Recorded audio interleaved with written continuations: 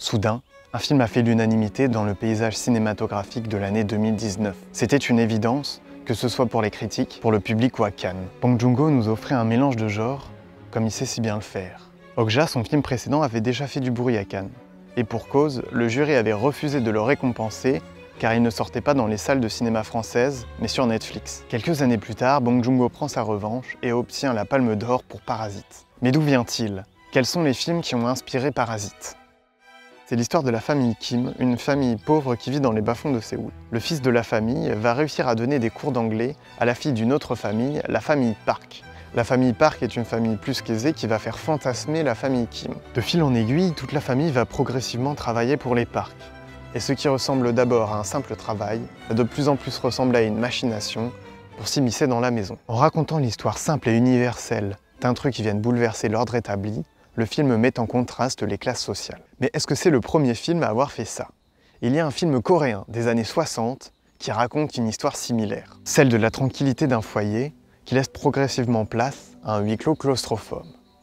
Et ce film, c'est La Servante, de Kim Ki-young. À première vue, le lien est assez subtil, mais plus l'on regarde de près, et plus il est évident. Alors, regardons attentivement. Là, je m'excuse d'avance parce que je vais sûrement écorcher masse de noms, parce que je ne sais pas du tout comment il faut les prononcer. La Servante, c'est l'histoire d'un professeur de piano, Kim Dong-sik, qui va engager une servante pour s'occuper de la maison.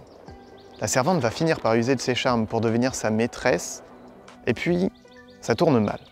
Je ne vous en dis pas plus. On retrouve la même structure, c'est l'histoire d'un étranger à la famille qui vient s'installer.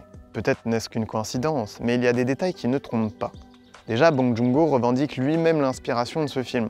Bah donc voilà, c'est QFD, salut! Mais ce n'est pas tout. Il y a aussi le fait que les films passent d'un genre à un autre. Tout à coup, il va y avoir une rupture. Une rupture dans Parasite qui va le faire passer de la comédie au thriller. Bong Joon-ho a l'habitude de faire ça, mais ici ça devient tout de suite plus évident. Ce sont des films que l'on peut voir deux fois, parce que les scènes qui nous paraissent légères, voire drôles au premier visionnage, ont tout de suite une saveur amère lorsqu'on sait jusqu'où elles vont mener. Les structures des deux films sont similaires, ce sont des films en cascade. C'est-à-dire que les personnages n'ont pas un désir ou un but qu'ils veulent atteindre, mais ils vont agir en réaction à d'autres choses. Ce sont un enchaînement de causes et de conséquences qui vont finir dans une spirale dont ils ne pourront plus faire demi-tour. C'est beaucoup plus difficile d'écrire des scénarios sous cette forme, parce que les personnages ne sont pas moteurs de l'action, ils n'agissent qu'en réaction.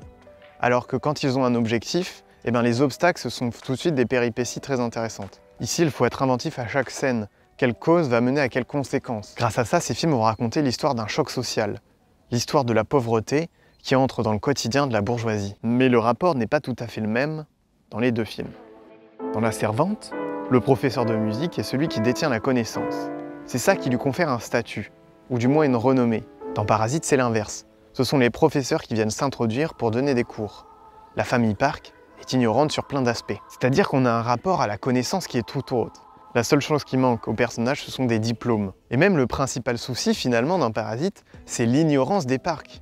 Parce que autant dans La Servante, le professeur de piano est un minimum empathique, alors qu'ici, dans Parasite, les Park n'ont aucune idée de ce que vivent les Kim.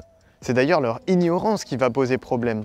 Et c'est bien cette ignorance qui va créer de la haine entre les classes inférieures et supérieures. Les Kim auront beau avoir de la connaissance, leur classe sociale leur collera à la peau jusqu'à l'odeur.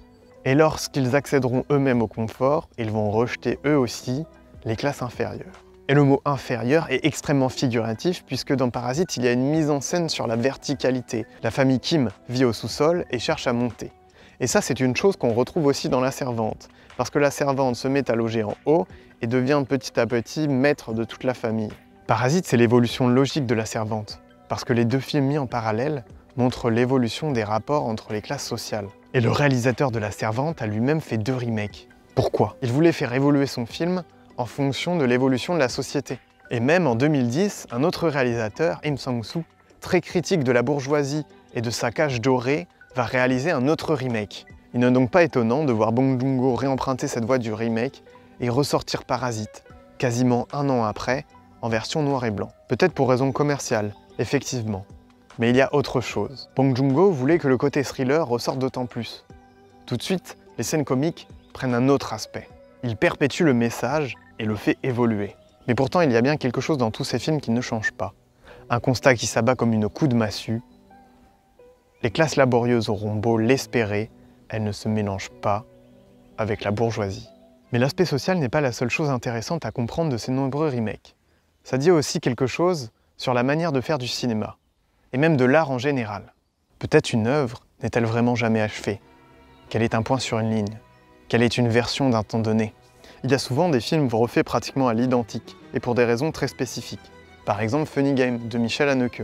Et cette pensée ne date pas d'hier, on la retrouve il y a presque 2 siècles chez Alexandre Dumas. Chacun arrive à son tour et à son heure, s'empare des choses connues de ses pairs, les met en œuvre par des combinaisons nouvelles, puis meurt, après avoir ajouté quelques parcelles à la somme des connaissances humaines, qu'il lègue à ses fils, une étoile à la Voie lactée. Quant à la création complète d'une chose, je la crois impossible. Pour moi, le cinéma est un flux d'inspiration, qui fait des détours, qui s'éloigne du sentier, et qui parfois revient là où il a déjà été. Et c'est pour déchiffrer ces retours que je fais ce format. Parce que voir le sentier, c'est aussi apprendre à l'emprunter. Alors, si vous voulez faire un bout de trajet avec moi, vous pouvez découvrir d'où vient La La Land. Sinon, vous pouvez voir La Servante, qui est disponible gratuitement sur YouTube.